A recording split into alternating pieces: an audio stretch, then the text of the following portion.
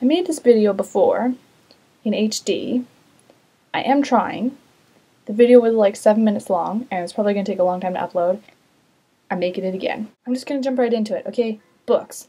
First book, Submarine by by Joe Dunthorne. This is probably my favorite book out of all the books that I'm going to talk about, but I really like this one because Oliver Tate is a really flawed character. Love me a good flawed character. And it's written like in really, really concise sentences, which I really like. I mean, that's just how Oliver talks, but I really, really like that. And I like that the plot doesn't really focus on one thing or the other. It's just kind of like, it just kind of bounces back between things. And, you know, he kind of ends up choosing his parents' marriage over Jordana, which is kind of interesting.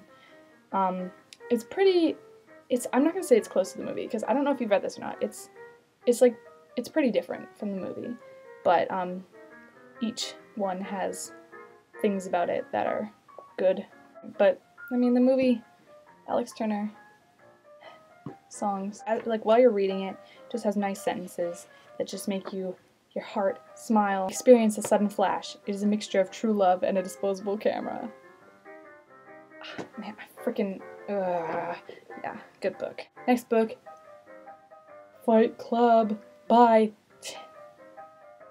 that man. I'm not gonna try and say the name because, yeah. It's got a similar writing style to Submarine, which is cool, like I mentioned. I'm quite particular about writing style, I realize, but it's got that concise sentence thing going on. Obviously, I read this after I saw the movie. Ending, it's got a nice afterword too, actually, though. You know, from the guy. And the movie stays pretty close to it, which is, that's always good. I actually just flicked myself in the nose when I did that. The Book Thief by Markus Zusak. This is written from Death's perspective. It kind of focuses on two characters, but Death is the narrator. And it's got these really nice, like, kind of throughout, it's got these nice little illustrations, which I cannot find an example of right now, but, there, here you go. Like, just little things like that, and they're really, really nice.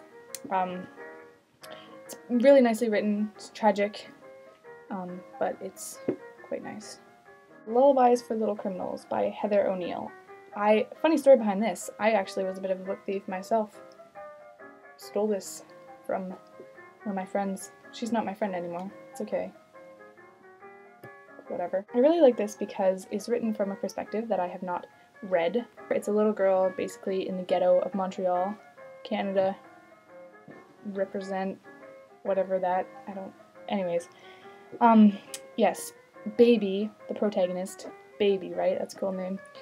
She's a realistic child. Not that I don't like pseudo-intellectual children characters like Oliver Tate, but she's more like a Bryony from Atonement.